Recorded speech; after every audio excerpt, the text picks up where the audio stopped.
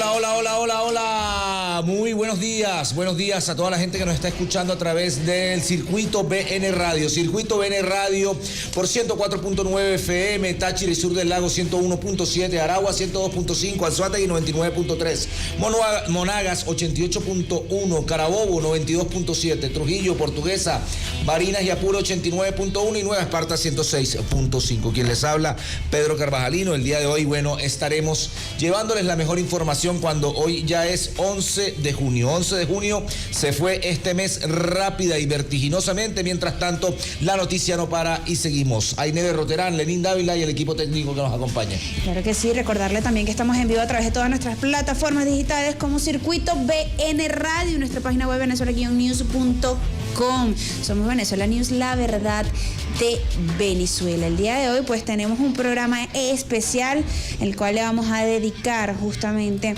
a el contexto de el repaso de las noticias que han ocurrido las últimas 24 horas en Colombia y se deriva un golpe de Estado en contra del presidente Gustavo Petro. Estas y otras informaciones las vamos a ir deslindando el día de hoy en este programa. 7:02 de la mañana. Mientras tanto, también, se han generado también bastantes noticias. Argentina se convierte también en una especie de epicentro de la noticia por la proscripción, por la judicialización, por el miedo latente por parte de los sectores de ultraderecha, de los sectores judiciales y de la mano peluda de los sectores económicos que, pretenden aportar al caos.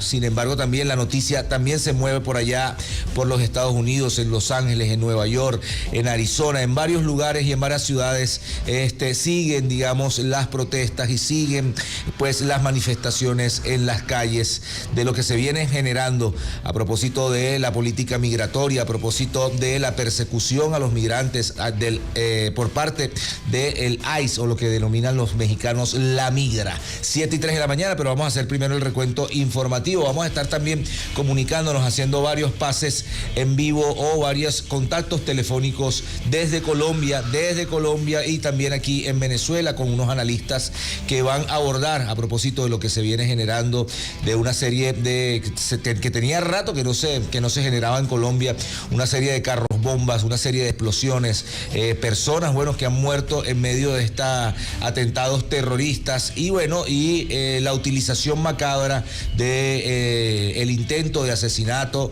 de uno de los candidatos de la ultraderecha colombiana, Miguel Uribe Turbay. Así que vamos a estar aportando a ese análisis. Son las 7:04 de la mañana, así que vamos a hacer el primer recuento informativo. Claro que sí, porque ayer el presidente Nicolás Maduro sostuvo una reunión en Miraflores con delegación de alto nivel del Partido Comunista de China. Desde el Salón Simón Bolívar acompañaron al jefe de Estado, el ministro del Departamento de Trabajo Social del gigante asiático. En este encuentro inicia una agenda de trabajo interpartidista con el Partido Socialista Unido de Venezuela, centrada en la formación política, la cooperación entre movimientos de trabajadores y el fortalecimiento de la alianza estratégica en ambos países que van consolidando una hermandad desde el establecimiento de sus relaciones diplomáticas desde el año 1974. Cultivan una colaboración fuerte que ha crecido en gran importancia. Esto es parte de la agenda del día de ayer por parte del presidente de la República, Nicolás Maduro. También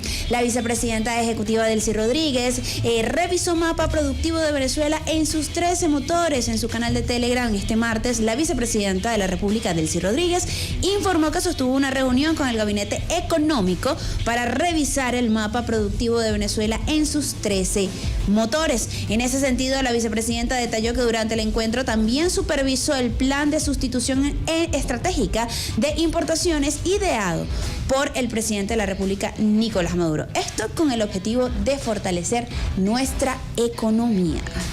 7:05 de la mañana. ¿Y por qué no pusiste en la tapita de... Y ahora vamos con titulares? O sea, no lo presenté, me fue directo con la noticia. No estás activa. Dale pues, dale normal que a las 7:30 es que vamos a hacer el primer contacto. Perfecto, y seguimos con los titulares más destacados. Presentamos los titulares más destacados. Como parte de la noticia, el día de ayer en materia internacional, 141 connacionales regresan al país en vuelo proveniente de Estados Unidos. Este martes arribó al Aeropuerto Internacional de Maiquetía Simón Bolívar un nuevo vuelo con 141 migrantes venezolanos provenientes de Estados Unidos como parte del Plan Vuelta a la Patria, iniciativa impulsada por el gobierno bolivariano para facilitar el retorno seguro de connacionales en el extranjero. A su llegada, los connacionales fueron recibidos por funcionarios del Estado, quienes brindaron atención médica, social y logística integral. El operativo forma parte de un despliegue institucional que busca asegurar las condiciones dignas y protección de nuestros migrantes. En materia internacional, que también dio de qué hablar el día de ayer, vamos a desglosarlo, y es que la Secretaría de Seguridad de Estados Unidos acusa a la presidenta de México de alentar protestas desatadas en Los Ángeles. La presidenta de México, Claudia Sheinbaum, fue acusada por la secretaria de Seguridad Nacional de Estados Unidos, Christine Noem, quien de alentar las numerosas protestas que se originaron en los últimos días o se están originando en Los Ángeles en rechazo a las redadas migratorias. Ante esto, la presidenta Claudia Sheinbaum se pronuncia sobre las acusaciones de alentar estas protestas. Es absolutamente falso. La presidenta de México, Claudia Sheinbaum, desmiente las acusaciones de que en su contra formuló la secretaria de Seguridad Nacional de Estados Unidos, Christine Noem, quien la señaló de alentar las protestas suscitadas en Los Ángeles. La secretaria de Seguridad de Interior de los Estados Unidos equivocadamente mencionó que alenté protestas violentas en Los Ángeles. Le informo que es absolutamente falso. Estoy segura que el diálogo y el respeto son la mejor vía de entendimiento entre nuestros pueblos y nuestras naciones. Esto fue parte de lo que afirmó la presidenta de México en esta controversia. Sí, bueno, empezaron a echarle la culpa a Claudia Sheinbaum y diciendo que estaba usando este tipo de manifestaciones o este tipo de protestas. Lo cierto del caso es que ya la protesta llegó a Nueva York frente a la institución o frente al edificio del ICE. Ya también se generaron y ya están, corriendo las noticias y las imágenes de las manifestaciones de personas, la mayoría obviamente migrantes o la mayoría de ciudadanos estadounidenses con familia migrante o con padres migrantes, como lo es el señor Donald Trump o como lo es el señor Elon Musk, que la mayoría, de estos personajes que ahorita tienen esta política de persecución y de violación de los derechos humanos, también vienen de este tipo de familias. Sin embargo, ahí está este rifirrafe entre la señora Noem y la presidenta de la República de México, Claudia Sheinbaum. Sí, a propósito de estas propuestas, decretan toque de queda en Los Ángeles ante violencia desbordada. La alcaldesa de la ciudad de Los Ángeles, en el estado de California, Estados Unidos, decretó este martes toque de queda debido a la violencia desbordada en los últimos días. Asimismo, explicó que el miércoles consultará con funcionarios, es decir, el día de hoy, con funcionarios de justicia sobre la continuación de este toque de queda. Sin duda, esperemos que sea durante varios días, manifestó la funcionaria al dar detalles del toque de queda que se decretó a partir del día de ayer. Así que siguen esta situación, atentos todos a lo que se desarrolle en la ciudad de Los Ángeles y en Estados Unidos a propósito de estas redadas migratorias. Y importante de qué hablar el día de hoy, pues la Corte en Argentina, Corte Suprema confirmó condena contra Cristina Fernández de Kirchner. La Corte Suprema de Justicia Argentina ratificó la condena a 6 años de prisión contra la expresidenta Cristina Fernández de Kirchner por corrupción en la causa Vialidad. La reciente decisión del máximo tribunal de Argentina frena la candidatura de Fernández de Kirchner, quien había confirmado que participaría como candidata a diputada en las elecciones de la provincia de Buenos Aires, de realizarse el próximo 7 de septiembre. En este sentido, la exmandataria tampoco podrá postularse, algo que nunca había ocurrido antes en la política argentina. El fallo provocó un terremoto político en el país sudamericano, ya que esta última instancia que tenía la exmandataria, actual presidenta del Partido Justicialista, para invalidar el juicio en que se le ha condenado. Bueno, ahí empieza el miedo, sin embargo también Argentina se convierte en una referencia informativa. La mayoría de movimientos sociales, de jóvenes estudiantes están tomando las universidades y las facultades de filosofía de la Universidad de Buenos Aires. Bastante preocupante, y de hecho ayer el Ministerio de Relaciones Exteriores lanzó un comunicado, no sé si lo tenemos por ahí, a propósito de lo que se generó con Cristina Fernández de Kirchner, y bueno, el gobierno bolivariano también, sienta un precedente y muestra un poco su solidaridad frente a la proscripción, frente al lawfare, frente al miedo que le tienen a Cristina Fernández de Kirchner, estos personajes que dicen que ellos, están siendo apoyados por el 98% de la población en Argentina, de todas sus políticas, les dio miedo, les dio un poco de sudor y escalofrío, y por eso se lanza esta apuesta sobre la supuesta causa vialidad, que no fue más que el pretexto para tratar de quitarle todas las expresiones, cerrarle todas las vías a una Cristina Fernández de Kirchner que sigue siendo referencia política, sigue mandando, digamos, en el corazón de muchos de los argentinos, de muchos de los peronistas, y por eso esta apuesta como decía ayer en su discurso, que creo que deberíamos sacar pedacitos del curso de ella, sobre el triunvirato que gobierna a el Estado argentino. Ahí tenemos a un Macri que también tiene bastantes investigaciones, y su familia tiene bastantes investigaciones de cómo ha utilizado el Estado para inclusive condonarse deudas, y no han dicho absolutamente nada. Y la expresión del señor Milei con la utilización de la presidencia, inclusive una cuenta X verificada de la República de Argentina como presidente de Argentina, para hacer lo que se ha denominado la estafa Ponzi, la estafa Libra con criptomonedas, que dejó a un montón de jóvenes sin ahorros, y eso fue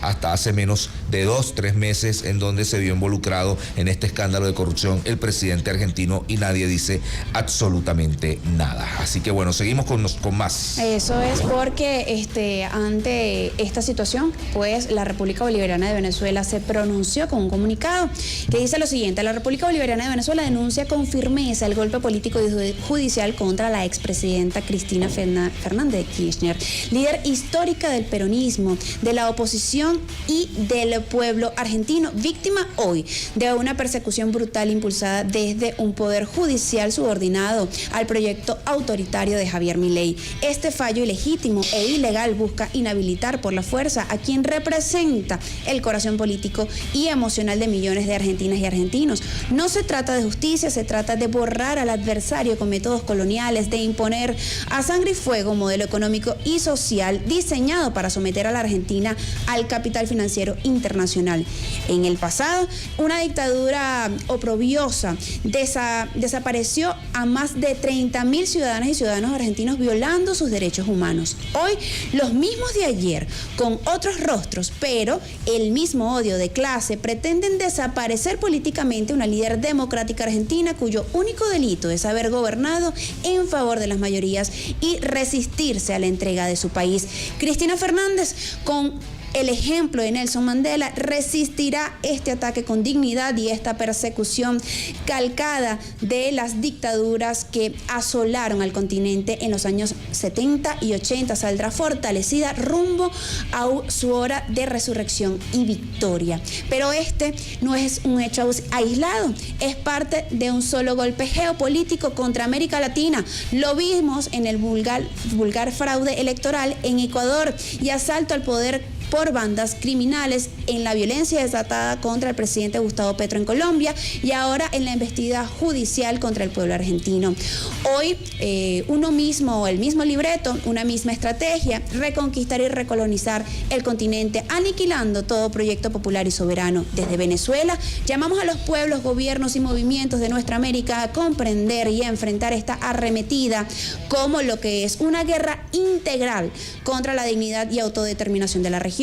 El pueblo argentino tiene memoria y coraje. Más temprano que tarde derrotará el fascismo, como ya lo hizo con las dictaduras. Cristina volverá con más fuerza, con Perón, Evita y Néstor. El pueblo argentino triunfará. Caracas, 10 de junio de 2025. Bueno, ahí está la postura de la Cancillería de la República, del gobierno bolivariano de Venezuela.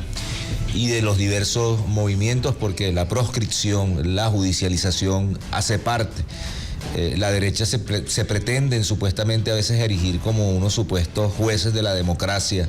Hablan de Venezuela, hablan de Rusia, hablan de China, hablan de Cuba, hablan de Nicaragua, pero ahí está, digamos, lo que ahorita es nuestro pan de cada día. Recordemos también lo que pasó en Ecuador con la proscripción, la judicialización, el exilio, digamos, el secuestro del vicepresidente Glass dentro de una, digamos, dentro de la Embajada de México, violando todos los parámetros y, digamos, la institucionalidad, la Convención de Viena, con este secuestro que hicieron a través de la policía de Ecuador. Y bueno, esta proscripción que quieren hacer con Cristina Fernández de Kirchner, que se iban a anunciar en estos días como candidata. Pero bueno, le tienen miedo porque no le tienen miedo la señora Cristina Fernández de Kirchner a estos sectores que se han atrincherado en, digamos, factores judiciales para tratar de boicotear. Lo mismo también en estos días había salido una noticia de que el señor Jair Bolsonaro, antes de que ganara Lula, estaba planteando eliminar las elecciones. Así que la derecha se está, atrincherando en sus deseos lascivos de dictadura y de autoritarismo. Mientras tanto, los pueblos siguen expresándose en América Latina. Así que estén muy pendientes que a partir de las 7:30 vamos a hacer un primer contacto con un analista venezolano, Franco Bielma, que también hace vida en Misión Verdad. Y también estaremos hablando con un abogado, Jason Pava, desde Colombia, a propósito de lo que pasó el día de ayer, que debe llamarnos a la reflexión. El intento de boicotear por todas las vías al señor Gustavo Petro con las reformas que ha planteado dentro del Senado y la Cámara de Representantes se ha visto también antecedida o precedida por, una serie de discursos de odio por parte de estos sectores, tratando de acabar la figura de Gustavo Petro, una batalla también que se expresa en lo digital para tratar de demonizar a todas aquellas personas que tienen ideas progresistas de izquierda, y lo que se vio ayer reflejado como el retorno del espíritu de Pablo Escobar con la serie de atentados, de carros bombas, de explosiones, de asesinatos por parte de lo que se denomina la supuesta disidencia de las guerrillas que no se asumieron o que no se plantearon ser parte de un proceso de paz y que todavía siguen delinquiendo, y utilizados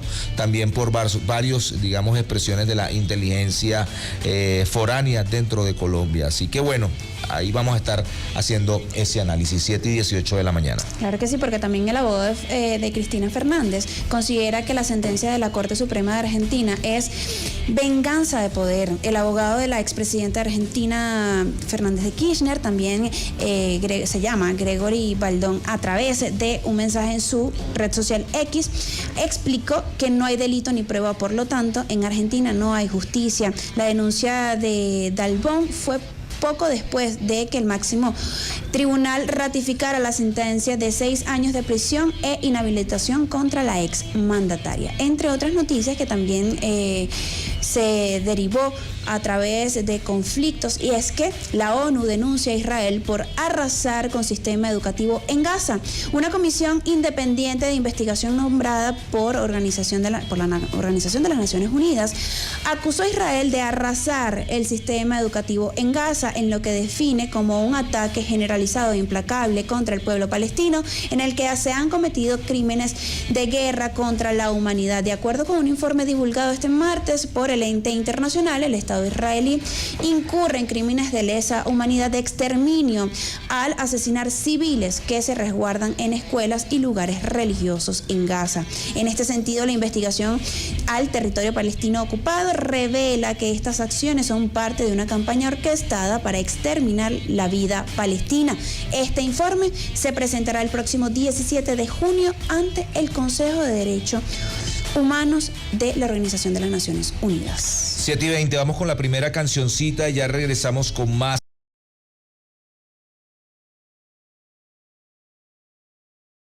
Es noticia. Es noticia. Bien, nuestra brújula informativa del día de hoy se mueve rápidamente hacia el mismo estado venezolano. Estamos en Mérida ahorita. Franco Bielma, bueno, analista, sociólogo, investigador, que bueno, también se ha interesado por el tema de Colombia y te damos buen día, Franco, ¿cómo estás? Saludos, buen día, gracias por la invitación. Franco, hay un poco de eco, ¿ya resolvimos eso? Aló. Mira, hay un feedback. Sí, Franco, bueno, primero darte los buenos días y cómo pudiésemos empezar con este tema, cómo pudiésemos desmalezar un poco ese bosque, porque están pasando bastante cosas graves en Colombia. No sé tu opinión al respecto sobre lo que ha pasado ayer, que volvieron los atentados terroristas en la ciudad de Cali, y bueno, este intento de asesinato por parte de un joven de 14 años, un arma que provenía del estado de Arizona en los Estados Unidos, el presidente Petro diciendo, bueno, que venga el FBI y organismos de investigación estadounidenses para poder develar qué es lo que hay detrás de este tipo de acciones. Bueno, primeramente lo que hay que ver es la situación de conjunto que hay actualmente en Colombia, ¿no? Es decir, cada uno de estos hechos que tú has mencionado, como el intento de asesinato de Miguel Uribe, no se le puede llamar intento de magnicidio porque no es ni siquiera una figura política verdaderamente relevante en Colombia antes de del disparo que sufrió.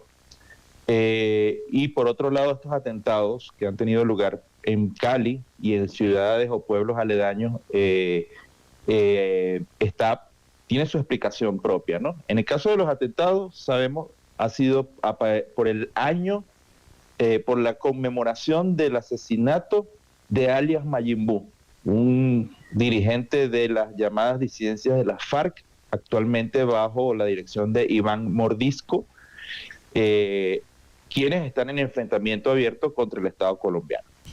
Y esta situación que hemos vivido, que se ha vivido en Colombia, que hemos visto a través de diversos medios, tiene toda una situación de connotación ajustada al hecho específico, pero también es una situación de contexto. Lo que se ve en rasgos generales, y esto no se puede ver aislado de hechos de la política, es la desestructuración de los sistemas y capacidades de gobernanza del gobierno de Gustavo Petro. Porque esto no está aislado a todo el proceso, por ejemplo, que ha habido en el ámbito institucional con los enfrentamientos que han habido entre el Ejecutivo y el Senado en función de la reforma laboral. Aunque el Senado en teoría debería votar hoy nuevamente en cuestión de ese tema. También está el tema de la consulta popular para la propia reforma laboral. El mismo presidente Petro ha tenido que llamar públicamente a sus ministros para apoyar el llamado a consulta, ¿no? Y esto refiere a las propias debilidades de la propia coalición de gobierno que hay en Colombia, ¿no? Anteriormente a eso, pues hubo una reforma accidentada, fallida, en curso todavía del sistema de pensiones, del sistema de salud y del sistema de seguridad social. Y aunado a eso, pues los constantes choques entre el Parlamento y el Ejecutivo son componentes de esa desestructuración de la gobernanza. Es decir, en Colombia hay un gobierno que está técnicamente maniatado, técnicamente no puede cumplir con algunas de las promesas, o por lo menos no ha logrado cumplir con las principales promesas políticas del gobierno de Petro, y esto es un proceso de largo aliento. Es decir, lo que se está desestructurando es la gobernanza de Petro para invalidar y detener cualquier posibilidad política para el año 2026 cuando haya elecciones presidenciales. La Colombia Humana, o el movimiento que lleva a Petro a la presidencia, no tiene un liderazgo visible que pueda considerarse apto para asumir una candidatura para 2026, pero el proceso de demolición controlada que existe, pues, de la gobernanza de Petro y también de la popularidad y también del debilitamiento de Colombia Humana como proyecto político, está ocurriendo, pues, de manera muy acelerada, ¿no? Y esto, pues, tiene sus connotaciones. Todos los eventos que están enmarcados en las últimas noticias que hemos visto desde Colombia están tributando, pues, a ese objetivo.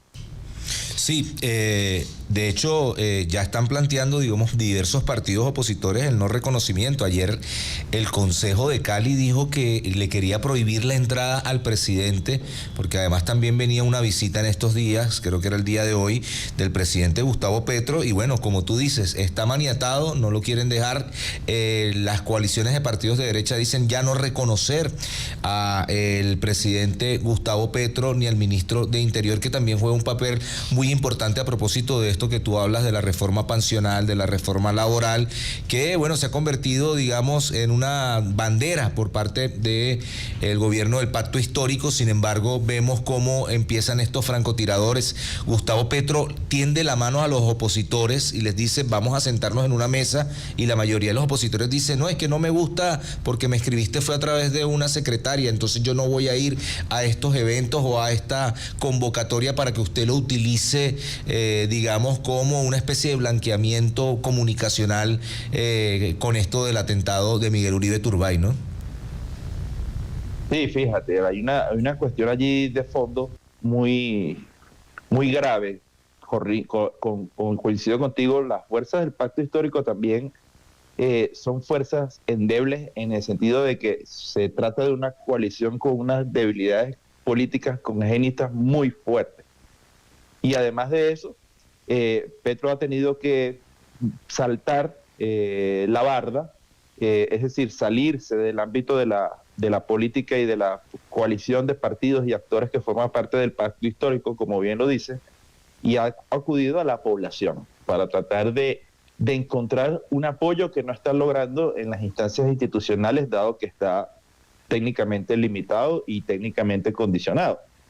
La cuestión es que la sociedad colombiana observa eso. La sociedad colombiana observa quiénes bloquean a Petro, qué actores políticos bloquean a Petro, qué instancias institucionales bloquean a Petro, y esto hace pues que la población de alguna manera tome partido. Justamente el presidente Petro piensa visitar Cali al día de hoy, y pues la situación también es de alto riesgo, ¿ok? Porque el enfrentamiento entre Iván Mordisco y las disidencias de las FARC, llamadas así, y el Estado colombiano es abierto, ¿ok?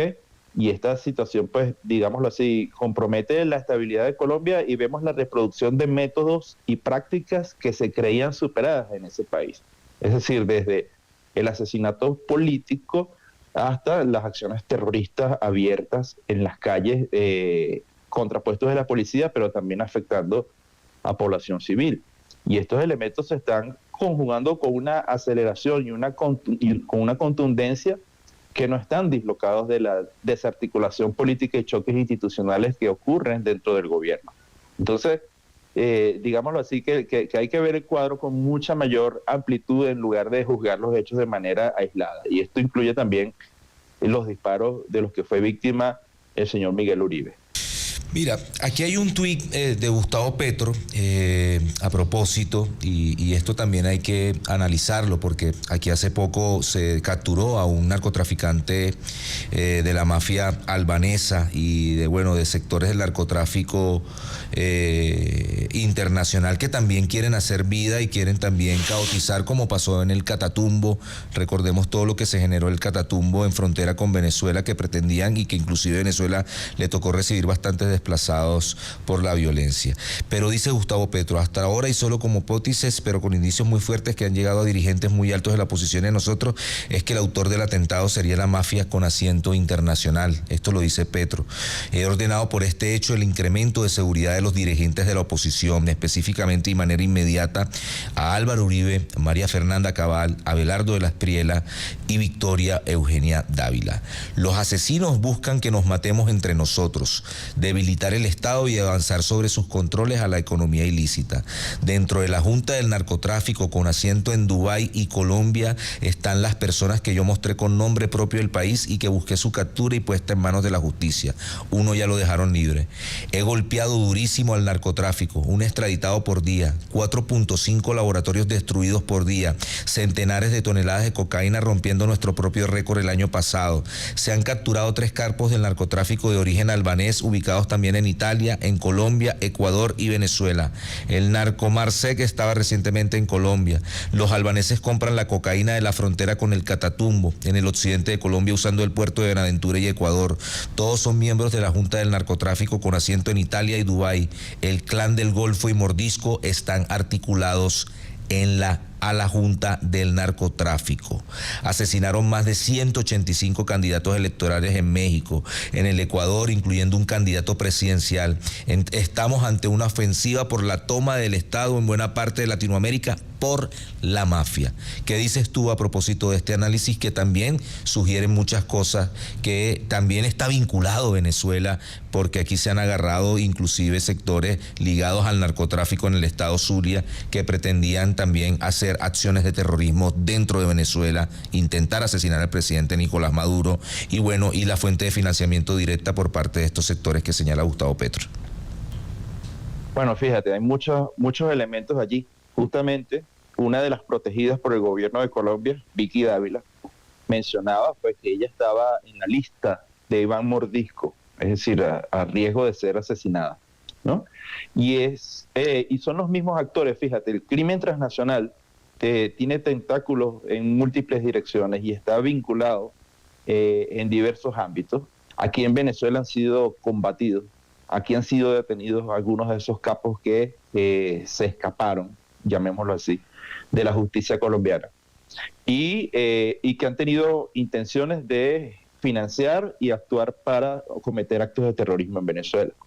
Sobre lo que dice Gustavo Petro en referencia a Colombia, él también asoma el caso de Ecuador. Yo justamente lo comentaba hace poco en la red social X. En Colombia, cuando en Ecuador mataron a un candidato presidencial, se decía que los métodos de la política colombiana y de la guerra de Colombia se habían trasladado a Ecuador. Pero lo cierto es que en realidad en Colombia en este momento se podrían estar reeditando algunos métodos que ya fueron experimentados de manera exitosa en Ecuador. ¿A qué me refiero? Un candidato o un precandidato que ni siquiera está despuntando en las encuestas, no es el hombre más popular, recibe unos disparos por parte de unos actores mafiosos. ¿Con qué fin político? Debemos preguntarnos, si ni siquiera se trataba de una figura verdaderamente relevante. Este precandidato, señor Miguel Uribe, que recibe estos disparos, se convierte pues en un elemento hiperutilizado por todos los precandidatos y factores políticos de la derecha para endosarle ese atentado al presidente Gustavo Petro.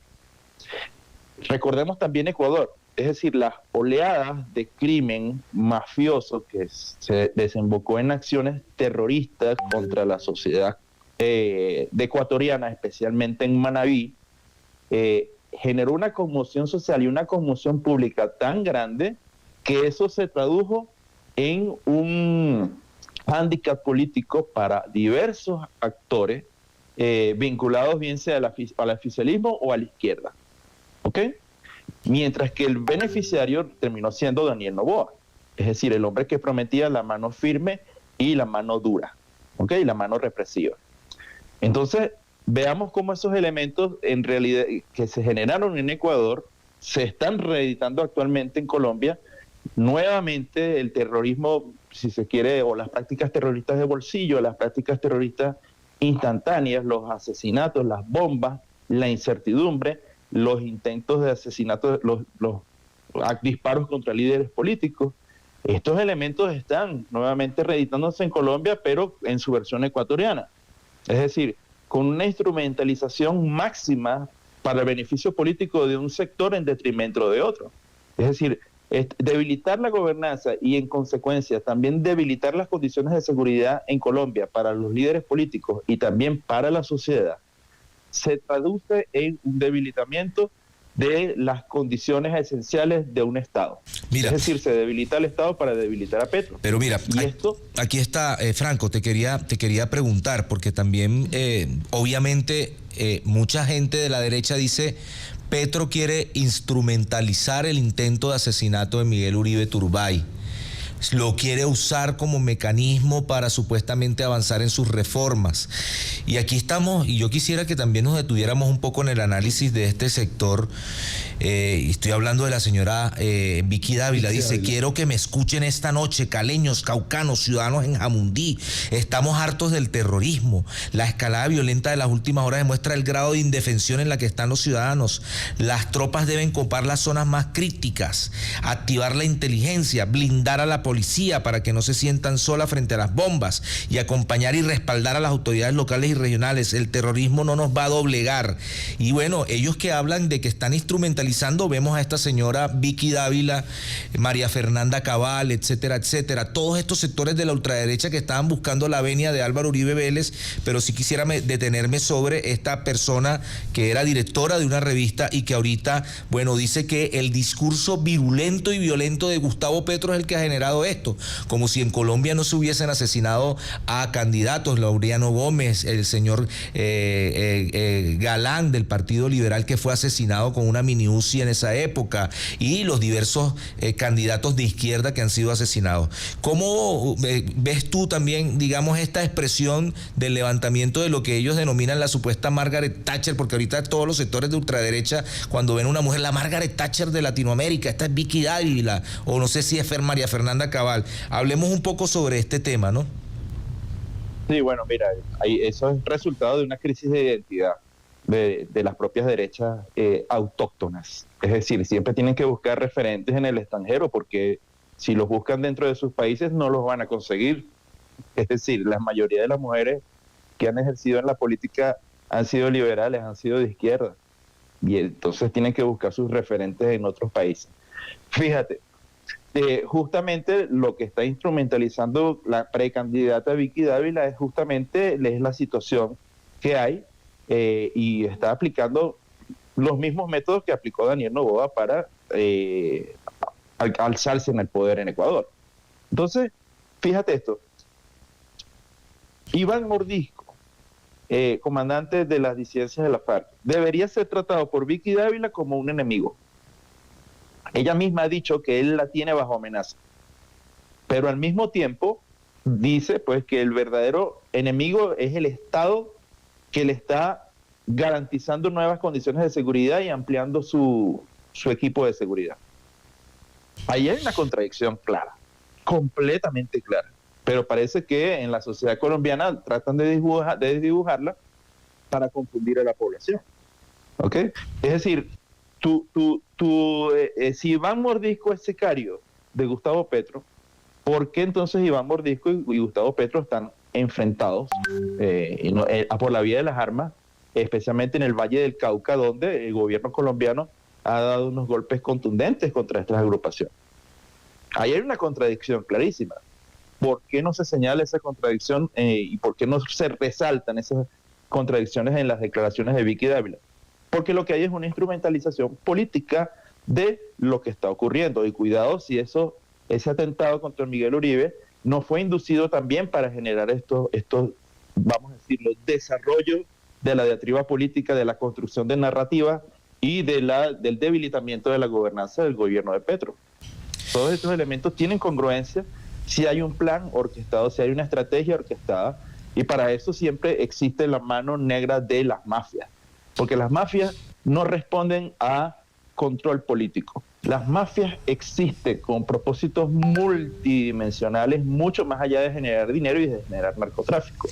También generan política, interactúan en la política de Colombia, lo han hecho desde hace mucho, cambiando de bando, cambiando de postura, asumiendo un lugar dentro de la estructura y del conglomerado de actores políticos de Colombia, y esto, por supuesto, podría estar ocurriendo en este momento. Es decir, se trata de grupos políticamente no sujetos a control, pero polifuncionales dentro de un ecosistema de actores políticos. Entonces, cuando Vicky Dávila debería tratar a Iván Mordisco como un enemigo, lo trata como el sicario de Gustavo Petro, lo trata como un insumo narrativo, lo trata como un elemento para hacer diatriba y para tratar de encantar a la sociedad colombiana.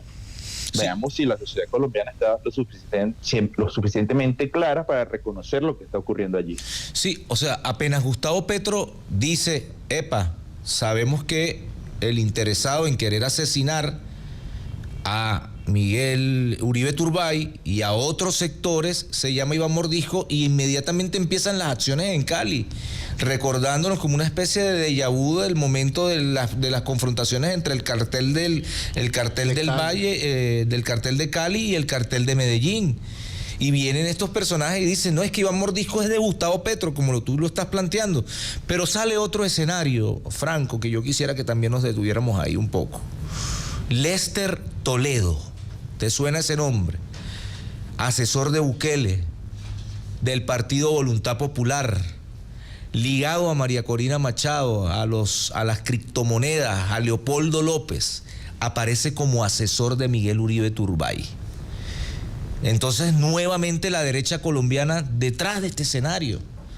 Porque también me dicen que en el ámbito de las elecciones presidenciales en Ecuador, María Corina ofreció su asesoría electoral, que fue el robo de las elecciones en Ecuador.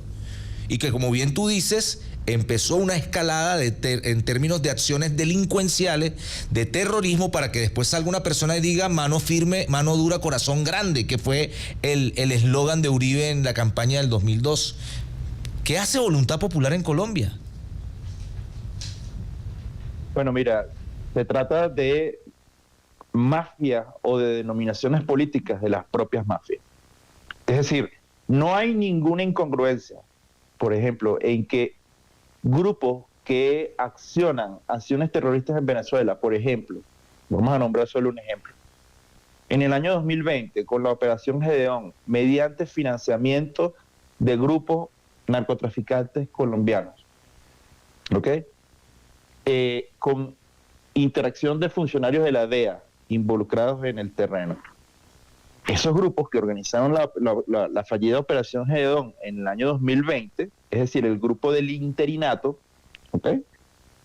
Ha aparecido en otros contextos y en otros países. Es decir, ellos siguen las fuentes de dinero, siguen las fuentes de dinero oficiales, legales, como la USAID, por ejemplo, siguen las fuentes de dinero como, por ejemplo, el Banco Central de Venezuela ad hoc y la entrega de millones de dólares a beneficios de actores de ese interinato. Y, por supuesto, no tienen escrúpulos para poder seguir fuentes de dinero oscuros como el que pueda generarse desde el narcotráfico y otras actividades ilegales. Esos actores políticos que participan y aparecen en algunos espacios políticos, vaya, comprometidos y involucrados en acciones extrañas, no hay una incongruencia con eso, porque ellos ya lo hicieron de manera abierta, ya lo hicieron en el año 2020 con la Operación Gedeón, y estoy dando solamente un ejemplo. Entonces sí, estamos hablando de un sector de la oposición venezolana que no tiene ningún tapujo para vincularse con grupos mercenarios, con grupos narcotraficantes o con grupos paramilitares. No hay ningún tapujo, ya lo han hecho de manera abierta. Entonces no es de extrañarse que estén pescando en el río del revuelto de la política de Colombia el día de hoy, porque ellos buscan la fuente de dinero. Hay sectores, amiguitos de Voluntad Popular, que están trabajando, por ejemplo, en el gobierno carcelero de Nayib Bukele, y ellos no tienen escrúpulos, no tienen tapujos para hacerlo. Ellos saben lo que están haciendo el gobierno de Bukele contra ciudadanos y compatriotas venezolanos, y para ellos da lo mismo. Ellos funcionan dentro de ese ecosistema político y lo hacen muy bien. Entonces todo este tema de Voluntad Popular, del interinato, lo que ha hecho es diseminar en el continente y hasta en Europa, hasta en España, un conjunto grande de políticos profesionales sin escrúpulos, interactuando en todos los frentes posibles de dinero, sea lícito o sea ilícito. Tienes razón. Y a propósito, el elemento, cuando, digamos, asesinaron a Villavicencio, si nos ponemos a hacer el símil, ¿no? Vamos a ver estos dos cuadros. Hubo problemas de seguridad en el caso de Villavicencio, de su propia escolta. Y en el caso de Miguel Uribe Turbay también todo el mundo habla de todas las fallas estructurales en términos de seguridad. Se habla que se perdió el celular, se habla que la pistola pareciera que no era una 9 milímetros, sino que era una pistola traumática. Hay un sector en Colombia que está hablando, que ya están diciéndole a la esposa, imagínate este escenario, que la esposa ha salido desde la clínica dando fuertes declaraciones, etcétera, etcétera, de que ya hay un sector, y por eso te estoy hablando de Lester Toledo, que ya le está sugiriendo a la esposa que si ante el posible fallecimiento de Miguel Uribe Turbay, la esposa debería ser la candidata presidencial. O sea, veamos cómo en este teatro y en esta opereta del terror están conjugándose y están fluctuando cosas, como bien tú lo decías. Miguel Uribe Turbay no era la persona más popular de la propuesta del Centro Democrático para enfrentar las elecciones en el 2026. Sin embargo, sale la oposición colombiana y dice, necesitamos al FBI, necesitamos a los Estados Unidos, necesitamos la intervención del Estado, o sea, como si ni siquiera los organismos criminalísticos de las policías pudiesen develar estas cosas. En el caso de Villavicencio se asesinaron, digamos, a las personas que lo asesinaron dentro de la cárcel, ¿no? Unos con nacionalidad colombiana. Muchos chamitos, creo que en el caso de Villavicencio había un chamo de 17, 18 años y este chamito de 14 años que después Petro dice, vamos a garantizar la vida para que nos diga quién fue. No, ya están queriendo defender al asesino de Miguel Uribe Turbay. Vamos un poco a ahondar en este pequeño espacio, digamos, del análisis objetivo de los dos atentados o de los dos hechos luctuosos, por decirlo de alguna manera. Mira, hay muchos recovecos allí, Pedro. Cuando Petro dice, mira, vamos a recurrir a Estados Unidos a buscar apoyo en el análisis criminalístico de este caso, él de alguna manera contribuye también a incrementar la desconfianza en las instituciones colombianas, ¿ok? Pero recordemos que las instituciones colombianas están segmentadas políticamente entre sí. Entonces es evidente que Petro tenga desconfianza de la propia fiscalía. Y es ilegítima esa desconfianza, ¿no? Pero, por otro lado, tampoco es lógico que Petro confíe en Estados Unidos. ¿Por qué lo hace entonces? Lo hace para acallar, porque es una maniobra también de opinión pública, ¿ok? Es una maniobra de opinión pública. Creo que deben tener suficientes elementos para indicar que los autores intelectuales de este intento de asesinato político están en Colombia y podrían ser actores domésticos o actores de la política doméstica de Colombia, ¿ok? Entonces, ese es un elemento allí. Comparar exactamente el caso de Miguel Uribe con el caso de Villavicencio, el candidato ecuatoriano asesinado, pasa también por lo mismo que acabas de mencionar. Es decir, es un tronco caído y todos están tratando de hacer leña de él. Quizás el que menos está tratando de hacer mondadientes o leña con él es Petro, pero todos los demás dirigentes del sistema de partidos de oposición actual en Colombia están sacando réditos políticos, están extrayendo beneficios políticos y están tratando de capitalizar el momento. Y eso incluye al propio Centro Democrático, incluye al propio partido del señor Uribe, Miguel Uribe. ¿Ok? Entonces, la conjugación de actores políticos en Colombia y la forma en que se ha desarrollado la política en ese país se ha banalizado tanto y se ha prostituido tanto que en cierta forma se han desdibujado las formas de la ética básica y esencial para hacer política. Es decir, en política el liderazgo no se transfiere de marido a mujer como si se tratara de un matrimonio. ¿Ok? Y si lo que quiere es el Centro Democrático es transmitir el sentimiento de Miguel Uribe, pues Miguel Uribe ni siquiera está en condiciones físicas para poder transmitir absolutamente nada al día de hoy. ¿Okay? Entonces esas condiciones parecen desdibujarse dentro de la sociedad colombiana porque es una lucha también entre factores clientelares. Es decir, el día de mañana surge Vicky Dávila como candidata, surge cualquier otra figura y estamos seguros que van a negociar con la esposa del señor Miguel Uribe el apoyo. Porque en Colombia el sistema político es un sistema de segundas vueltas electorales y en las segundas vueltas electorales es cuando se disipa la atomización y se convierte en elecciones polarizadas y entonces es cuando los actores políticos buscan apoyo desde todas las direcciones posibles. Y entonces el Centro Democrático y la propia figura de Miguel Uribe se volvió una moneda de cambio para el clientelismo y para las actividades políticas de los actores en Colombia. Entonces, eso es lo que vamos a ver en los próximos meses y quizás en el próximo año. No una esposa del candidato herido fuerte, pero sí con la capacidad de transmitir un supuesto apoyo por parte de su esposo actualmente en cama. Bueno, es decir, es un circo. Bueno, Franco, muchísimas gracias por el aporte, por el análisis a propósito de la situación que se viene generando en Colombia. Lastimosamente empezó ya la campaña electoral rumbo a las elecciones del 2026, si no estoy mal, que se dan las elecciones en Colombia en mayo, ¿no? En 2026 en mayo. Y bueno, y empieza con esta diatriba, con estos actos terroristas y con la instrumentalización por parte de Vicky Dávila, María Fernanda Cabal, y bueno, los sectores que se aglutinan en torno a Uribe Vélez, Abelardo de la Espriella, y pare usted de contar. Muchísimas gracias por tu contacto, por tu análisis, Franco Bielma, bueno, analista, sociólogo, y bueno, también hace parte del equipo de Misión Verdad. Busquen la página Misión Verdad para que también puedan estar, digamos, actualizados frente a los diversos temas.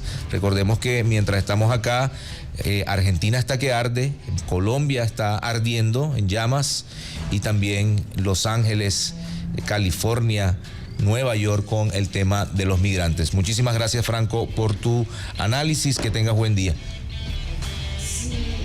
Bueno, 7:55 de la mañana, vamos al corte y a la vuelta. Con dos cancioncitas, hermano. Y a la vuelta tenemos nuestro segundo contacto, esta vez internacional.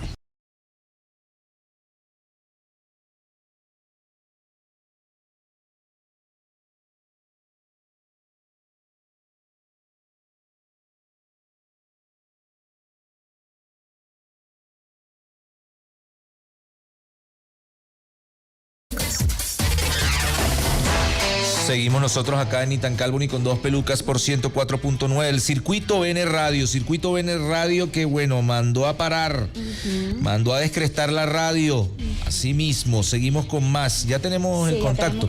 Bueno, nuestra brújula informativa se mueve rápidamente hacia Colombia. Colombia sigue siendo objeto de análisis de periodistas, de abogados, de analistas, de sociólogos a propósito de los atentados terroristas que empezaron a florecer, recordándonos supuestamente situaciones que ya habían sido pasadas por la sociedad colombiana y que vuelven con fuerza a propósito de lo que algunos han denominado: hay un intento de golpe de Estado, hay un bloqueo institucional, hay un desconocimiento, digamos, a una serie de propuestas a propósito del tema de la reforma laboral, de la reforma de las pensiones, de la reforma a la salud, en donde, bueno, queda maniatado el gobierno de Petro y está siendo boicoteado por estos sectores. Acaba de salir un comunicado de la clínica en donde se encuentra el señor Miguel Uribe Turbay. Dice lo siguiente: la Fundación Santa Fe de Bogotá comunicado a la opinión pública de 11 de junio.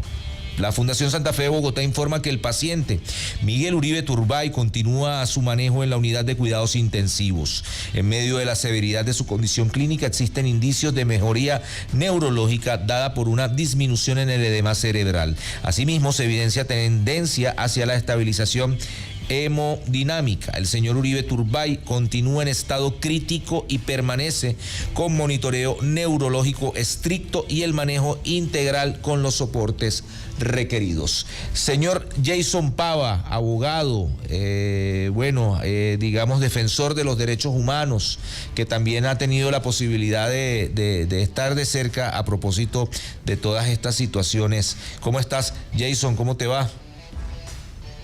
Buenos días, Pedro, buenos días para todos y todas los que hacen parte de este programa, la audiencia que está conectada a esta hora con ustedes.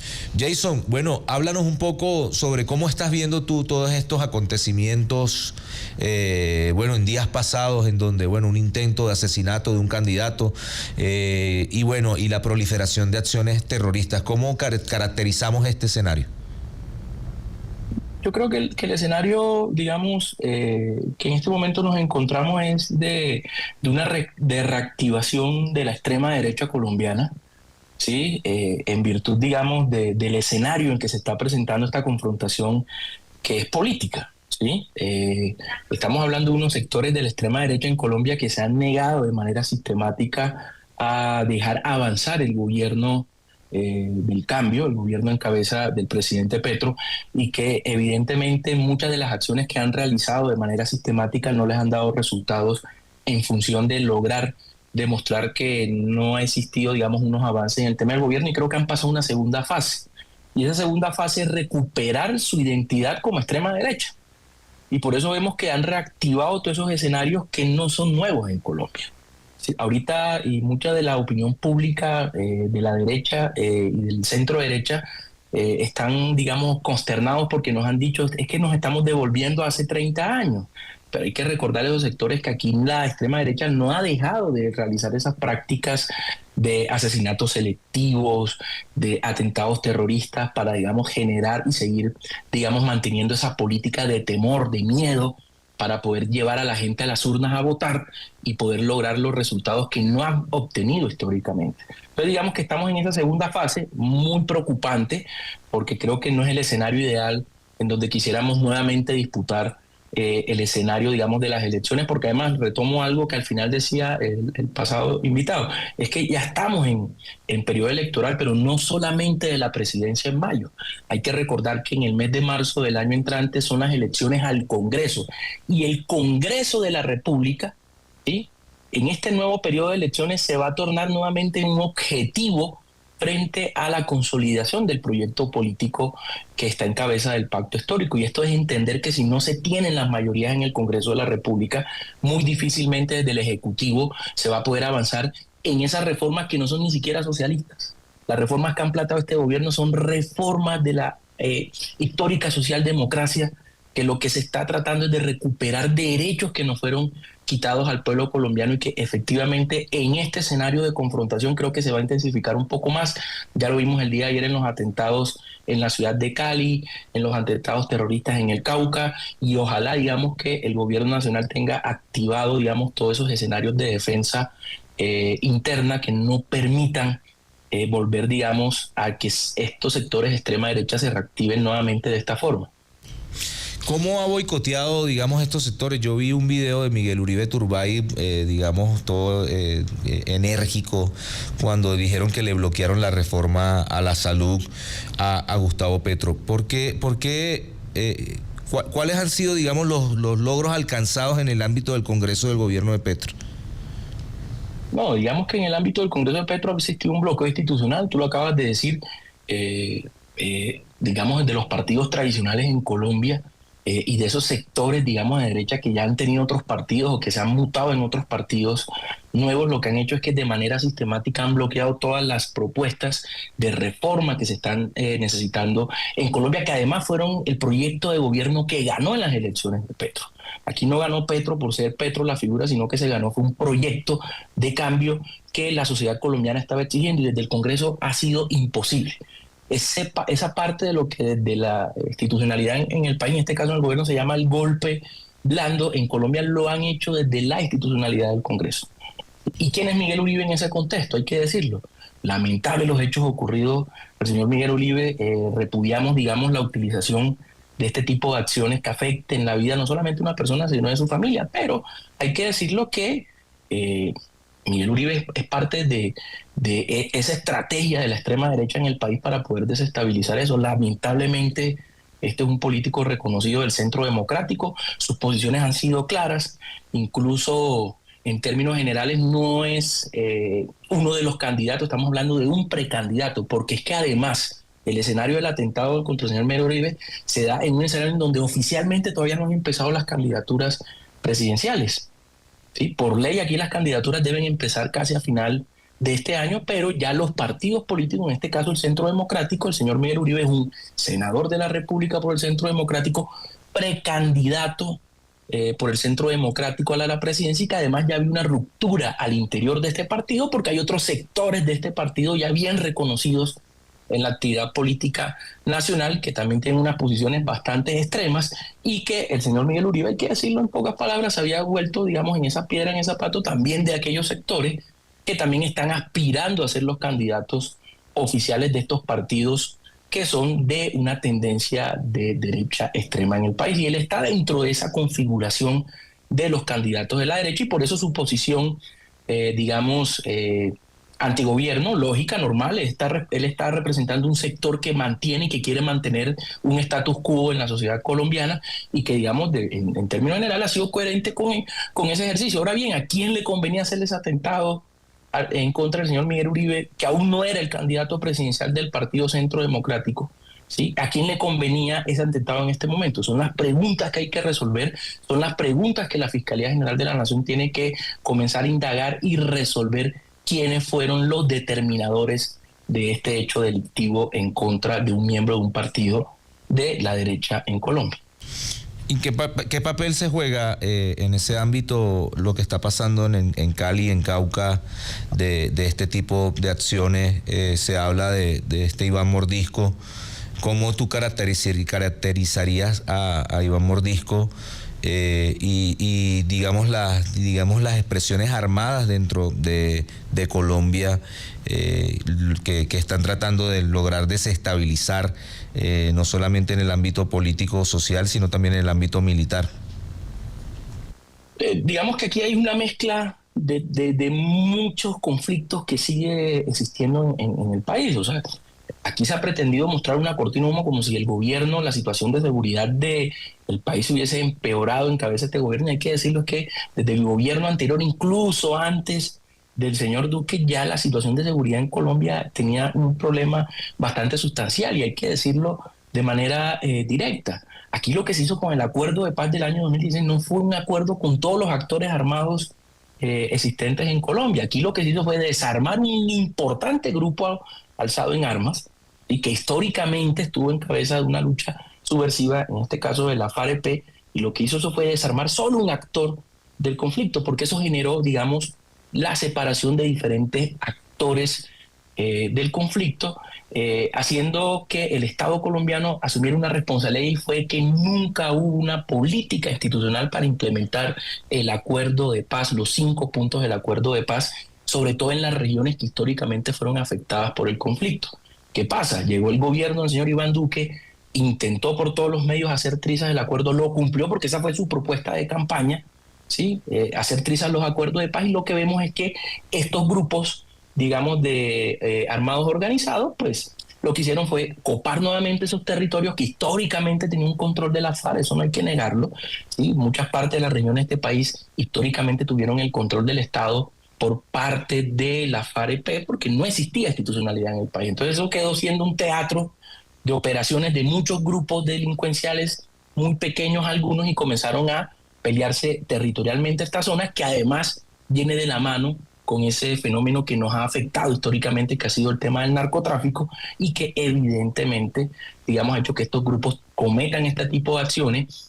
¿Sí? El gobierno ha impulsado mucho el tema de la paz total, ha sido un poco difícil con estos actores armados, pero digamos que todo eso hace parte de un solo teatro, digamos, de desarrollo y de degradación del conflicto en Colombia. Ahora bien, frente a este caso particular, decir de manera apresurada de que es un atentado, esto lo hizo una candidata, ¿sí? Que tiene un gran respaldo de un grupo económico y de un medio masivo en Colombia, que es Revista Semana. Esta periodista, que es candidata además, ¿sí? Sale pues manifestando que tiene esa información, y es el mismo discurso que siempre históricamente se repitieron en estos actos.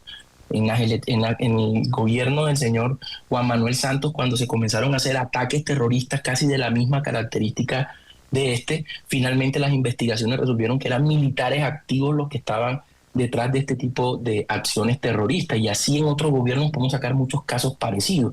¿Y cuál era la táctica? Hacer este tipo de acciones terroristas e inmediatamente señalar a la subversión en este país, que finalmente la terminan relacionando históricamente con la izquierda, y creo que ha sido como el mismo patrón que quieren implementar ahorita en este caso particular, y creo que sí hay una obligación de la Fiscalía General de la Nación determinar quiénes son los autores de manera directa de todos estos actos, uno, terrorista, y dos, las acciones en contra de un precandidato presidencial. Jason, este mismo Iván Mordisco no era el que había en un momento determinado aparecido por ahí en esa época a Iván Duque diciendo que ya lo habían asesinado, o era otro referente? Porque sí, hay informaciones que dicen que Iván Mordisco fue dado de baja en el gobierno del señor Duque, incluso pagaron recompensas casi unos 3.000, 4.000 millones de recompensa supuestamente por información de esto. Eso es otro caso ahí que ha quedado guardado, engavetado, porque nunca se supo qué pasó con esa plata. Sí, también ha sido el que le han dado de baja varias veces, pero digamos, vuelvo y repito, yo creo que no hay que caer en el juego de este tipo de precandidatos presidenciales, sobre todo las acciones que últimos días ha hecho la señora Vicky Dávila, y es de señalar de manera directa que ella tiene información, que ella tiene todo esto. Yo creo que los que estamos en este ejercicio constante en la política colombiana ya sabemos qué tipo de acciones siempre se realiza por parte de estos sectores. Yo creo que no podemos seguir ni haciéndole eco a ese tipo de pronunciamientos de personas que tienen un interés claro en afectar al gobierno, porque ese es su caballito de batalla para poder mantener su candidatura a la presidencia de la República. O sea, tú me estás diciendo que Iván Mordisco, quien fue señalado por Gustavo Petro, Vicky Dávila, que dice que supuestamente Iván Mordisco es el sicario de Gustavo Petro para asesinar a la derecha, a Vicky Dávila, a María Fernanda Cabal, ya lo habían dado por muerto y se cobraron la recompensa y nadie dijo nada por un supuesto muerto que está vivito y coleando en Colombia. Si ustedes buscan, hacen el recorrido en tema de medios, creo que 1 año, 2 años antes de terminar el gobierno de Iván Duque, este comandante Iván Mordisco de estas disidencias de la FARC fue presentado incluso por el presidente en ese tiempo, Iván Duque, que había sido dado de baja por información de inteligencia militar. En ese tiempo el miembro del general de las fuerzas militares, si no estoy mal, el ex general Zapateiro, anunció que se pagaron recompensa frente a la dada de baja de este cabecilla de la FARC. Y en un momento otro el señor apareció nuevamente vivo en la mesa de negociación con el gobierno de Gustavo Petro, y eso quedó ahí. Nadie ha dicho nada frente a qué fue lo que se gastó, dónde está esa plata, porque ese es, digamos, la actividad de los medios en Colombia. Cuando pasa ese tipo de acciones lo esconden, no lo vuelven a hablar más nunca, ¿sí? Y lo que queda es que es evidentemente un acto evidente de corrupción, porque fueron más de 2.000, 3.000 millones de pesos colombianos que se perdieron, digamos, en eso. Podría ser para la época 1 o 2 millones de dólares, ¿sí? Que se pagaron supuestamente por esa operación. Y entonces uno dice, ¿y qué se hicieron esos recursos? Y el señor está todavía en ese momento muerto. Aún se está verificando si en alguna acción militar hace un mes, mes y medio, el señor fue dado de baja. Ese es el señor Iván Mordisco, al que creo que, digamos, se le está señalando de estar detrás de estos atentados. Pero vuelvo y repito, entonces hacerle eco a un pronunciamiento que ni siquiera la Fiscalía General de la Nación, que es la entidad responsable de eso, ni la inteligencia militar en este momento han señalado de a dónde viene ese ejercicio, porque se está en el proceso de investigación. Bueno, Jason, bastante complicado el escenario. Y a propósito de este tema de las elecciones en el 2026, porque yo digo acá, empezó la campaña por la presidencia de la República lastimosamente con un intento de asesinato, pero sin embargo, para la gente que no sabe, bueno, en Colombia han asesinado a varios candidatos presidenciales de la izquierda colombiana, más de 5.000 militantes de la Unión Patriótica, gobernadores, alcaldes en ese momento, asesinados por esa misma ultraderecha. También cuando les toca asesinar a figuras de derecha, lo han hecho. Sin ningún tipo de rubor o de, digamos, vergüenza alguna, porque es el escenario perfecto para ellos jugar, digamos, en esta contienda.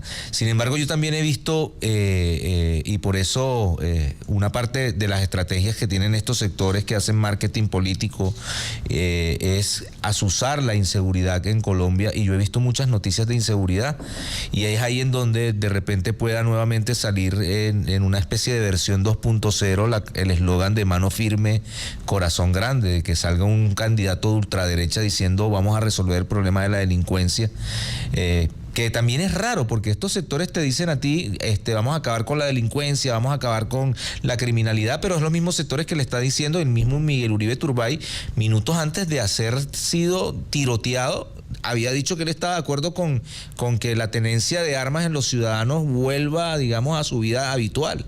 ¿Qué opinión tienes tú al respecto? Porque parece que utilizan el tema de la inseguridad. Yo he visto en Barranquilla la situación de inseguridad horrible, en Cali, en Medellín, etcétera, etcétera. Y bueno, es ahí en donde se cuelan, digamos, donde surgen los monstruos o los supuestos adalides de la seguridad democrática, como le denominó Uribe en ese momento.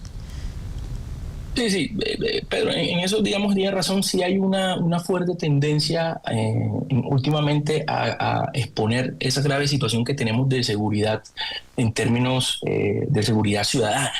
Sí, en Colombia sí creo que ha existido un error por parte del gobierno, eso hay que reconocerlo, y es que ha dejado un poco de lado todo el tema de la seguridad ciudadana, y esto es atacar, digamos, las fuentes de la criminalidad organizada en las ciudades. Estos son bandas, digamos, que han tenido históricamente presencia en muchas regiones, en muchas ciudades del país, pero eso se ha intensificado más. Y yo creo que ese tema de la seguridad ciudadana, el gobierno colombiano, antes de terminar, debe, digamos, generar una verdadera política de Estado en función de, uno, digamos, desarticular estas organizaciones de crimen organizado que incluso no han sido ni siquiera solamente colombianas, sino que han sido transnacionales. Ustedes ya deben saber que aquí ha existido una, digamos, tendencia a señalar que muchos de estos patrones de macrocriminalidad que estamos viendo han estado cabezas de esta organización que denominaron el Tren de Aragua, y que ha tenido muchas presencias en muchas de las capitales del país y que se están confrontando con otras organizaciones del crimen organizado. Acá creo que ahí sí ha habido un error del gobierno en no tener una política clara frente al desmantelamiento de estas estructuras de crimen organizado que operan en las ciudades de Colombia, que necesariamente no hacen parte de la estructura del negocio del narcotráfico, ¿sí?, a gran escala, sino que hacen parte de otras estructuras macrocriminales, extorsiones, pleteos, robos, y que digamos que les han dado mejor resultado que estar dedicados enteramente al negocio del narcotráfico, y otras que se han dedicado a sumarle a este tipo de actividades macrocriminales, pues se le ha sumado el microtráfico, y esto es todo el tema de venta del tráfico al interior del país en muchas zonas o en muchas ciudades, sin tener que estar en el radar de las autoridades norteamericanas, porque sus negocios se hacen con centro en Colombia. Eso es una parte que el Estado y el gobierno colombiano debe atacar fuertemente, y es el caballito de batalla de estos sectores de derecha que dicen es que tenemos que tener seguridad. Vuelvo y repito, es que esto no es de 3 años ni 2 años y medio que lleva el gobierno, es que esta es una realidad que la sociedad colombiana vive históricamente. Que los medios ahorita, que son medios opositores, están, digamos, generando toda la matriz de información en función de eso. Entonces usted ve en noticieros como Caracol Televisión, en sus noticieros, que son noticieros de 4 horas, en donde las 4 horas, el 90% de las noticias es criminalidad, extorsiones, esto, y siempre en la matriz que vamos mal, que esto no está bien, que el país se está desguardando. Entonces, cuando usted comienza a pelear con esa matriz de información, es difícil cuando no se tiene, digamos, una verdadera estructura para combatir esto. Y hay que también recordarle a la audiencia que en Colombia solamente existen 2 canales privados de televisión. No sé cuántos canales existirán en Venezuela privados y del Estado, pero aquí estamos frente a 2 canales privados de televisión que son los que tienen la mayor parrilla de televidentes frente a un medio público que es solamente 1 o 2 canales públicos que estaban seriamente abandonados en otros gobiernos, y que ahora se le ha intentado en este gobierno impulsar el contenido, la parrilla de contenido. Entonces son, digamos, toda estructuración, así como dice Pedro, de marketing, que no viene solamente desde los partidos, sino también de los medios tradicionales. Eso es lo que creo que el gobierno está en deuda de poder combatir, para poder, digamos, decirle a la sociedad colombiana que sí se está combatiendo y sí se está pensando seriamente en que la seguridad no es un discurso única y exclusivamente de la derecha, que hace parte de un discurso global, que hace parte de un discurso y uno de los intereses también de un tipo de gobierno diferente a los que históricamente nos han gobernado en Colombia. Bueno, muchísimas gracias, Jason Pava, desde allá, desde Colombia. ¿Te encuentras en Bogotá en este momento, Jason? Sí. Bueno. Sí, estoy en Bogotá. Bueno, hermano, muchísimas gracias por tu aporte, por tu análisis a propósito de lo que se está generando. Nos veremos en una próxima oportunidad. Abogado, defensor de derechos humanos, estudió conmigo en la universidad hace 20 años, en la Universidad Simón Bolívar en Barranquilla, y ahorita hace vida ahí en Bogotá. No. Así que bueno, muchísimas gracias. Todavía no eras calvo. No, todavía no era calvo, tenía pelo. Este pana me conoció con pelos, imagínate, en esa época. Tenía el cabello largo, una cabellera frondosa. Bueno, Jason, muchísimas gracias, hermanito. Gracias a ti. Estaremos ahí analizando este tema. Hoy también creo que vamos a tener un programa especial en vivo a propósito del tema Argentina. Estaremos ahí hablando en una conversa más diáfana y frontal sobre lo que está pasando en este momento con la proscripción. Manu Pineda lo decía en un tuit, que estamos nosotros basado en una frase de Rafael Correa, del expresidente de Ecuador. Decía Rafael Correa: lo que están haciendo en Latinoamérica es el nuevo Plan Cóndor. Para la gente que no sabe cuál era el Plan Cóndor, bueno, fue la organización de diversas, expresiones dictatoriales de la época, que perseguía a través de otros países. Usted era militante de la izquierda en Argentina, y si usted se iba para Chile, lo perseguían y lo asesinaban en cualquier lugar. No necesariamente tenía que ser en el lugar donde usted vivía. Si usted se iba al exilio, lo mataban, o si usted se movía para otro país, lo mataban, porque estaban coordinadas, las dictaduras de derecha en esa época. En esa época lo hacían con militantes. Entonces ahorita dice Rafael Correa: lo que están haciendo en Latinoamérica es el nuevo Plan Cóndor. Ya ni se necesitan dictaduras militares, se necesitan jueces sumisos y una prensa corrupta. Y dice Manu Pineda, europarlamentario, militante del Partido Comunista de España, dice: el golpe ya no llega con tanques, sino con togas y titulares. El lawfare persigue, inhabilita y proscribe. Dilma, Lula, Cristina, Correa, Zelaya y Lugo. También el lawfare que tienen en contra del presidente Nicolás Maduro, con un montón de investigaciones en La Haya, con el haberle colocado el precio a su cabeza de $15 millones para que viniera cualquier mercenario a intentar asesinarlo y llevarse ese botín. En España lo estamos viviendo con crudeza, dice sobre todo lo del lawfare. Dice: la democracia está en juego. O acabamos con el lawfare, o el lawfare acaba con lo que queda de democracia. El lawfare no es más que la utilización de la justicia para lograr objetivos políticos.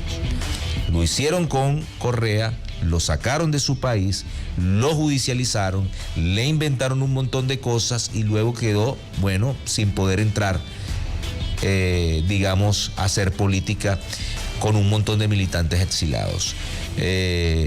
No solamente pasa en Ecuador, también pasa lo que están haciendo con Gustavo Petro, bloquearlo en el Parlamento, endilgarle todas las culpas, decir que él es el que lo quiere asesinar para supuestamente él no reconocerlo. Imagínense que el Consejo de Cali diga: el presidente Petro no puede venir a Cali. Imagínense que el presidente Nicolás Maduro no pueda ir en esa época, cuando Nueva Esparta estaba en manos de la derecha, porque ya le ganaron al señor Morel Rodríguez, que el Consejo Legislativo de Nueva Esparta diga: no puede entrar Nicolás Maduro acá. ¿Ves? Y por eso lo que están haciendo con Cristina también es un antecedente grave. Lo que hicieron con Lula, que lo metieron preso, que no le dejaron ver ni siquiera, no le dejaron ni siquiera ir al entierro de su esposa. Ese tipo de manifestaciones. Lo que están haciendo con el presidente Nicolás Maduro en el ámbito internacional, que supuestamente lo van a juzgar ante la Corte Penal Internacional, mientras Netanyahu mata a un montón de gente y nadie dice absolutamente nada. Porque si tú eres de derecha, tú tienes derecho a matar gente, a asesinar gente, a torturar gente, en cámara, o sea, en vivo y en directo. Lo que hace Zelensky, lo que hizo Zelensky y el gobierno de Ucrania por más de 8 años en Lugansk, en Donetsk, que asesinaban a la gente porque hablaba ruso.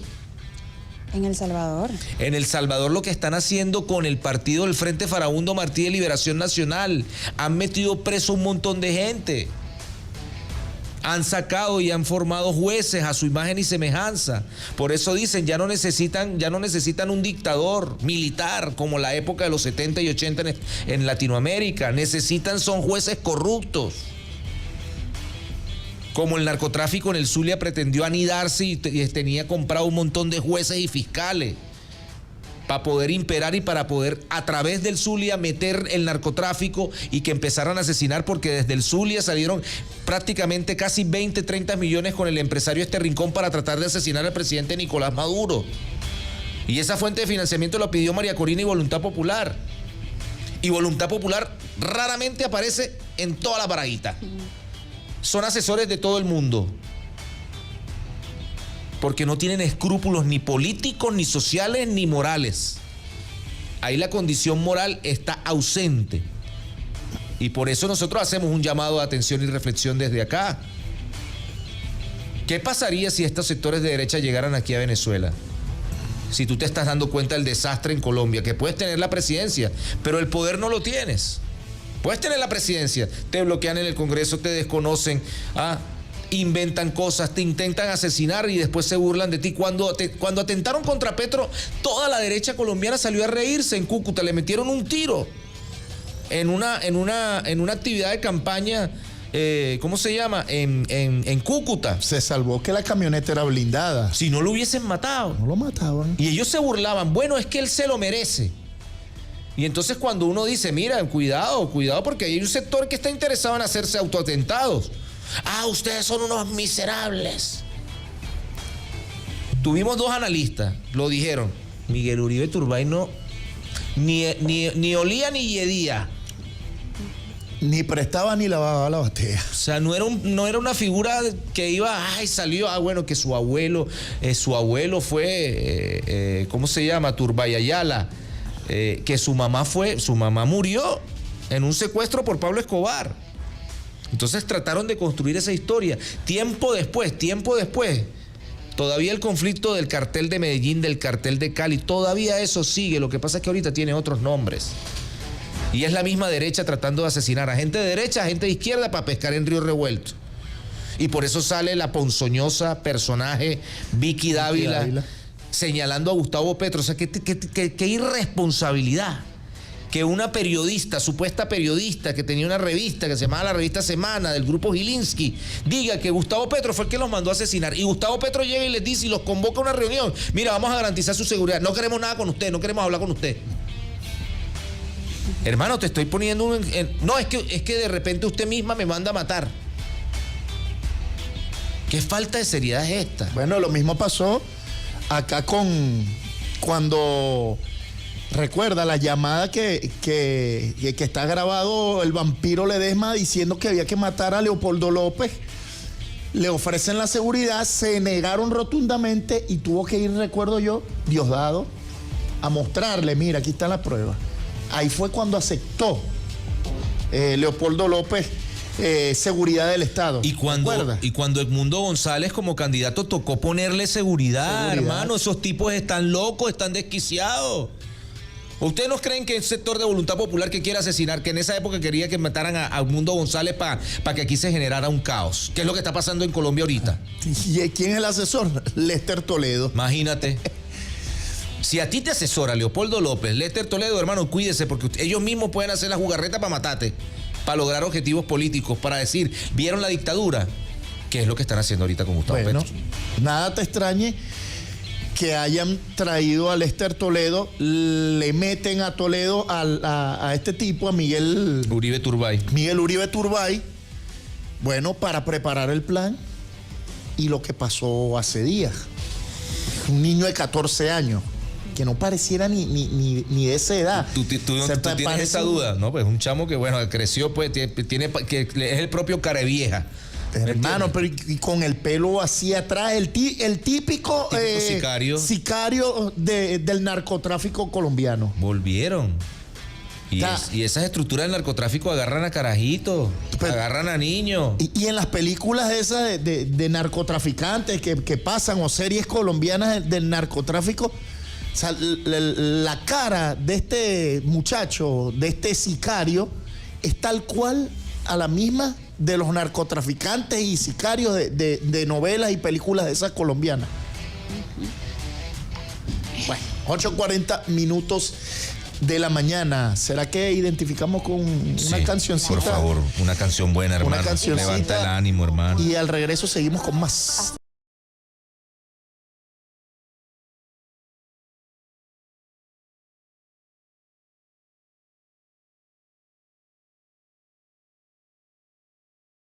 La combi de Nike. La combi de Nike, ¿no? ¿Qué se llama? Esa canción es buena, yo. La canción debería ser un patrimonio del reggaetón venezolano, de pana. La combi de Nike. Así es. 8:48, señores, ya estamos en la parte final de este programa. Así es, entre otras noticias que se dio el día de ayer, justamente en el marco de este programa especial, es que Ecuador aumenta presencia militar en su frontera tras atentados terroristas. En Colombia, el gobierno de Ecuador anunció el aumento del 30% de la presencia militar en la frontera con Colombia debido a los eventos acontecidos en esa zona hace un mes, y también la actividad que ahorita está viviendo la ciudad de Cali, entre otras. También por ahí tenemos las intervenciones del día de ayer por parte de la expresidenta de Argentina, Cristina Fernández de Kirchner, donde afirma lo siguiente. Se pronunció tras el fallo y confirma su condena ante la prisión y dice: estar presa es casi un certificado de dignidad. Vamos a escuchar. Estar presa es casi un certificado de dignidad política y personal histórica.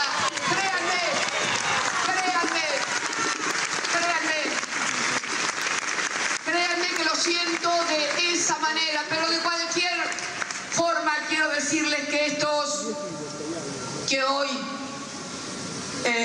han rechazado todos los recursos, después de habernos dicho durante años que todos los recursos que íbamos presentando los iban a tratar al final, cuando se tratara la sentencia definitiva, y en definitiva nunca trataron nada.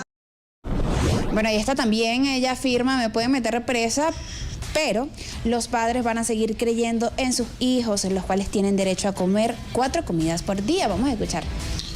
Se equivocan además los que piensan que de esta manera van a llegar a sus objetivos, que es el seguir con procesos de destrucción y expoliación a los argentinos. Creo que se equivocan porque me pueden meter presa, pero la gente cobra salarios de miseria o pierde el trabajo. Me pueden meter presa, pero las jubilaciones van a seguir sin alcanzar y no van a llegar a fin de mes.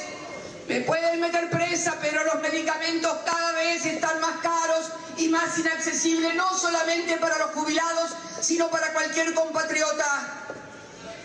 Me pueden meter presa, pero los padres van a seguir creyendo que sus hijos tienen derecho a comer 4 comidas por día.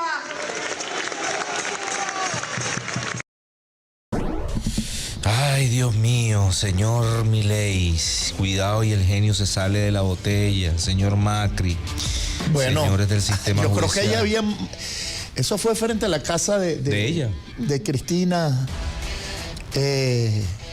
Por allí hay imágenes de eso, donde, bueno, las 4 calles, pues parece que Cristina vive como en un apartamento, un piso de eso, y es como un balcón y tiene 4 desembocaduras, las calles allí, eso estaba repleto.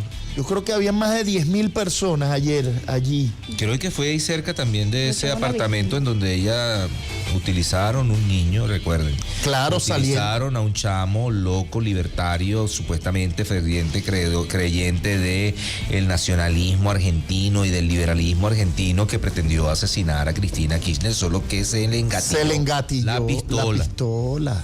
En realidad, la derecha argentina quería era asesinar a Cristina. Solo que no pudo, le salió mal la jugada y bueno, llegó ahorita lo que decía el señor Correa, que no se necesitan ni dictadores ni cuerpos represivos del Estado, porque tienen a los jueces, porque tienen una sentencia. Y es lo que están haciendo con Cristina Fernández de Kirchner, así como lo hicieron con una militante que se llama Milagros Salas, que está metida presa, y que ni siquiera el pendejo de esa época, Alberto Fernández, pudo generar un indulto presidencial para poder sacarla de la cárcel. Porque es así como ellos construyen. Ellos con Cristina y con la familia de Cristina han durado más de 20 años. Taca, dale, todos los días. Cristina presa, Cristina con unos barrotes, Cristina asesinada, Cristina corrupta, Cristina tal cosa. Cuando te pones a darte cuenta, los corruptos son ellos. El corrupto es Milei, cuando estafó con la estafa Libra esta hace poco tiempo, que se quedaron como con $8 millones.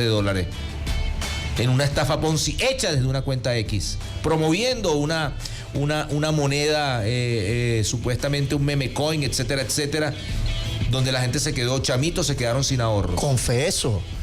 Y no solo eso, Pedro.